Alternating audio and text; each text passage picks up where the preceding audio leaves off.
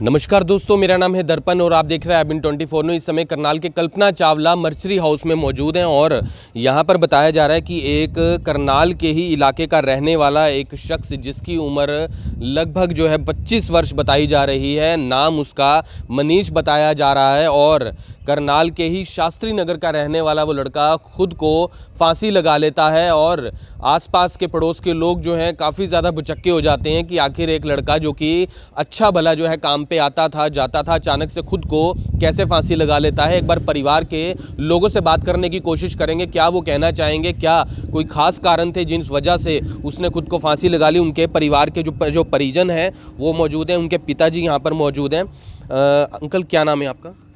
रामपाल। कहाँ रहते हो अंकल आप? बुच्ची। तो ये आपको पता कब लगा था आपके बेटे ने इस तरीके से फांसी लगा ली खुद को? मन लगा 2 बजे से लगा था, 2-1:30 बजे से पता लगा।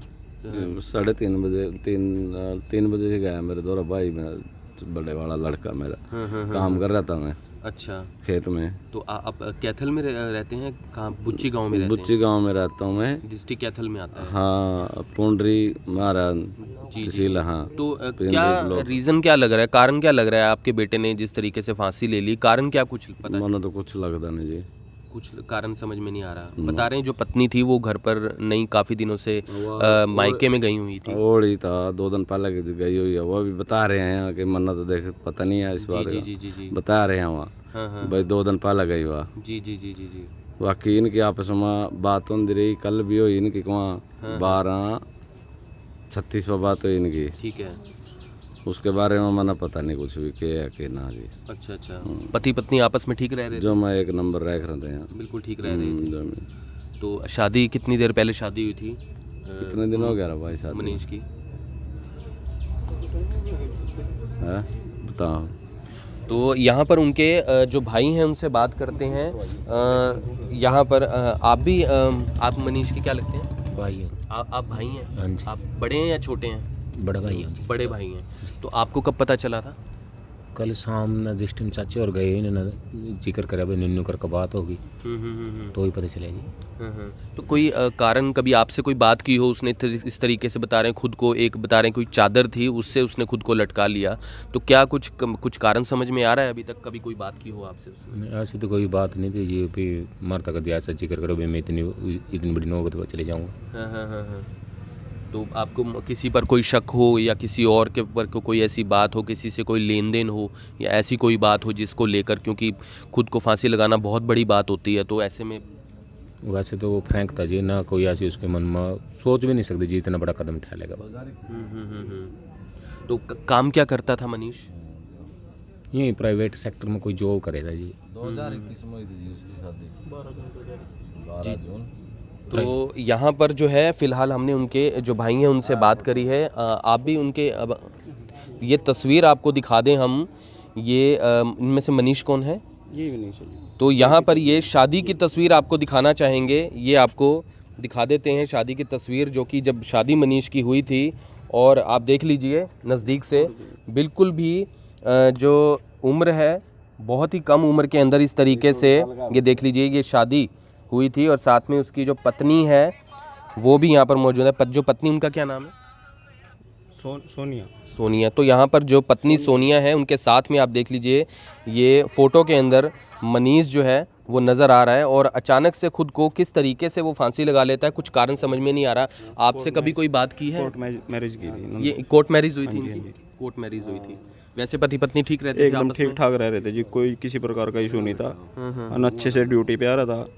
मॉर्निंग में भी ड्यूटी पे आया हुआ था। 8 बजे मैं बल्कि ड्यूटी पे छोड़ के गया था, एकदम ठीक ठाक था। 12 बजे मतलब वहाँ से ऑफिस में कहने लगा भाई मेरे को बुखार है, मैं घर चला जाता हूँ। वो घर चला गया, मैंने साहब से छुट्टी ले। कितने बजे चला गया था घर? लगभग 12 बजे के समथिंग निकला होगा कंपनी से। उसके बाद पता नहीं सर क्या हुआ क्या नहीं, हमें तो यही पता लगा भाई उन्होंने फांसी खा ली।